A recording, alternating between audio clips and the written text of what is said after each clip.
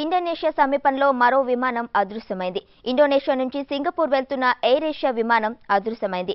క్యూజెట్ 8501 విమానం టేకాఫ్ అయిన కొద్దిసేపటికి కంట్రోల్ రూమ్తో సంబంధాలు తెగిపోయాయి. విమానంలో సిబ్బంది సహా 162 మంది ఉన్నారు.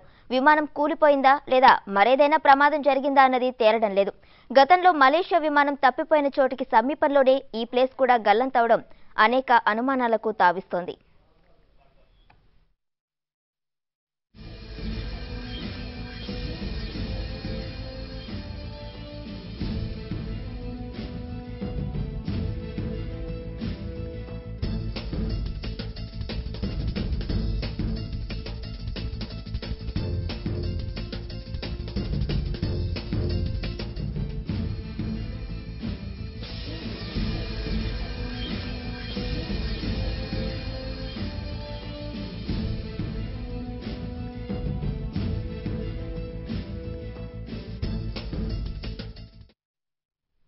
ఇక ఎయిర్ ఏషియా విమానం అదృశ్యంపై మరింత సమాచారం మా ప్రతినిధి ప్రదీప్ అందిస్తారు. ప్రదీప్, అదృశ్యమైన ఎయిర్ ఏషియా విమానం వివరాలేంటి? దాని ఆచూకీ కోసం ఎలాంటి ప్రయత్నాలు చేస్తున్నారు?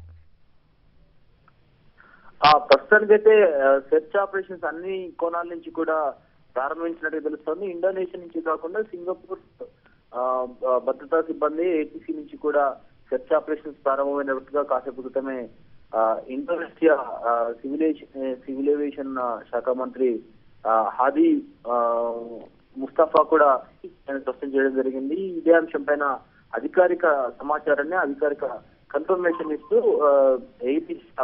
ఇండోనేషియా విభాగానికి సంబంధించి ఒక రిలీజ్ కూడా ఇవ్వడం జరిగింది. తమకు చెందిన క్యూజెడ్ 8501 అన్న విమానం దాదాపుగా ఈ రోజు ఉదయం 7:24 నుంచి మిస్ అయినట్టుగా దానికి సంబంధించిన తదుపరి సమాచారం ఏమి రాలేదన్న విషయాన్ని అధికారికంగా ధృవీకరించడం జరిగింది. విమానంలో మొత్తం 162 మంది ప్యాసింజర్లు ఉండగా దాదాపుగా 150 మంది ప్యాసింజర్లు ఇండోనేషియాకు చెందిన వారే ఉన్నారు. ముగ్గురు సౌత్ కొరియా వారు, అలాగే సింగపూర్, మలేషియాలకు చెందిన ప్రయాణికులు ఒకరొకరుగా ఉన్నట్టుగా సమాచారం అందజేస్తా ఉన్నారు. విమానం ప్రారంభమైన టేకాఫ్ అయిన 42 నిమిషాల తర్వాత ఏటీసీ నుంచి పూర్తిగా సంబంధాలు తెగిపోయే ముందు పైలట్ ఒక అన్యూజువల్ రూట్ అడిగినట్టుగా కూడా తెలుస్తోంది. దానికి సంబంధించి ఏటీసీ నుంచి వారికి పూర్తి సమాచారం ఇవ్వకముందే సంబంధాలు తెగిపోవడంతో విమానం ఎటువైపుగా ప్రయాణించింది, ఒకవేళ ఇది ఎవరైనా హైజాక్ చేసిన ప్రయత్నమా అన్నది కూడా ఆ కోణంలో కూడా దర్యాప్తు కొనసాగుతా ఉంది. ప్రస్తుతానికైతే విమానంలో ఉన్న సుమారు 155 మంది ప్యాసింజర్లు, అలాగే తమ సిబ్బంది కూడా వారికి సంబంధించిన తదుపరి సమాచారం రాకపోవడం పైన ఎయిర్ ఏషియా అధికారికంగా సమాచారాన్ని తమ విచారాన్ని కూడా వ్యక్తం చేయడం జరిగింది. అంతర్జాతీయ సమాజంలో ముఖ్యంగా మలేషియన్ ఎయిర్లైన్స్ సంబంధించి వారికి చెందిన ఎయిర్ ఏషియాకు సంబంధించిన రెండో విమానం మిస్ కావడం ఇది కొంత ఆశ్చర్యాన్ని, కొంత విస్మయాన్ని కలిగించే అంశంగా భావించాల్సి ఉంటుంది.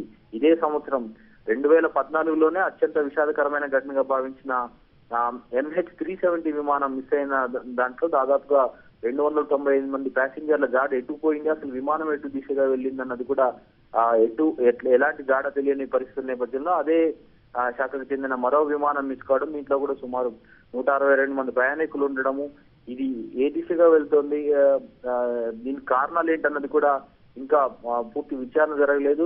మొత్తం ప్రపంచవ్యాప్తంగా ఉన్న పూర్తి స్థాయి సాంకేతిక పరిజ్ఞానాన్ని వినియోగించినప్పటికీ కూడా MH370 జాడ ఎటు వెళ్ళిందనేది తెలుసుకోలేకపోవడం ప్రపంచాన్ని ఇప్పటికీ కూడా ఆశ్చర్యం కలిగిస్తున్న వార్త. అదే నేపథ్యంలో అదే శాఖకు చెందిన మరో విమానం, అదే సంస్థకు చెందిన మరో విమానం మిస్ కావడం బట్టి చూస్తుంటే దీని వెనకాల అంతర్జాతీయ కుట్ర ఏదన్నా ఉందన్న అనుమానం కూడా స్పష్టంగా కనిపిస్తా ఉంది.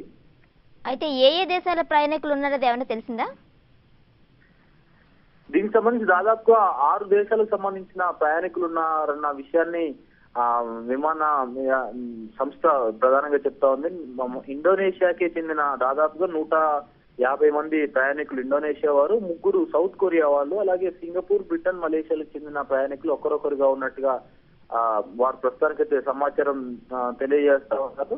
అయితే విమానంలో ఉన్న తమ సిబ్బందికి సంబంధించిన సమాచారం కానీ లేదా వారి నుంచి ఎలాంటి కమ్యూనికేషన్ కానీ ఇంతవరకు అందకపోవడము కలిగించే అంశంగా మాత్రం ఎయిర్ ఏషియా సంస్థ వెల్లడిస్తా ఉంది. Right, thank you Pradeep.